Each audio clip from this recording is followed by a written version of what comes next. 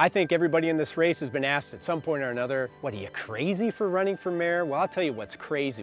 The crazy thing is coming to a beach like this, pulling up rocks, and not seeing the crabs that we used to see anymore. What's crazy is looking out at West Point Sewage Plant and know that every time we get a big rain, we get millions of gallons of raw sewage being pumped into this beautiful body of water that we have. What's crazy is that we talk about climate change and dealing with that, and yet we have West Point Sewage Plant right here is just a massive fail that's pumping this raw sewage out, that's creating acidification and contributing locally to the problems that we're having with climate change.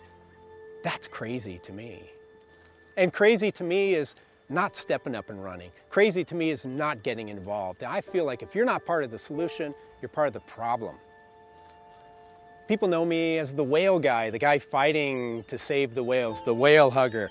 But I hug all creatures great and small. You know what I love just as much as whales? The little worms and the crabs that we find underneath these rocks, or used to find. What I love is sand lance. What I love is everything out there underneath that top of the food chain with the orcas.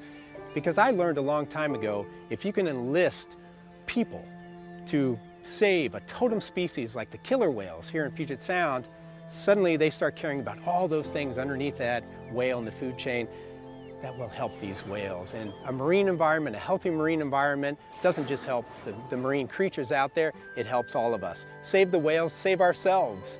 And we've done a lot in the last 15 years to do that.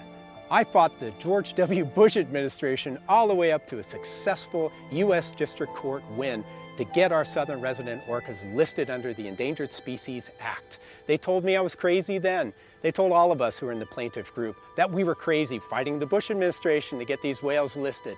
But we fought and we stayed with them, we got them listed. And you know what?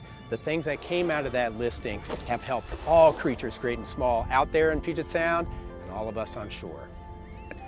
We have a unique opportunity, and I don't think we've taken it yet, of being a leader globally in dealing with climate change and dealing with the carbon emissions that come out of the city and dealing with this crisis that affects all of us, not just port cities, but all of us on this planet. I've been on the front lines. I've been in the Arctic with my mentor and friend, Billy Frank Jr., on the very front line of the climate change, seeing the receding ice, seeing the eroded villages up in the Arctic. I've been in the sub-Antarctic. I travel a lot down to Tierra del Fuego, El Fin del Mundo, the end of the world, the sub-Antarctic. And I've seen the changes going on there. I've been on the front line. I've been in the jungles of Cambodia at great risk to myself personally to fight the destruction of rainforest, the last remaining virgin forest in Southeast Asia, fighting that and winning, stopping a titanium mine that was slated that was going to just wipe out the forest there.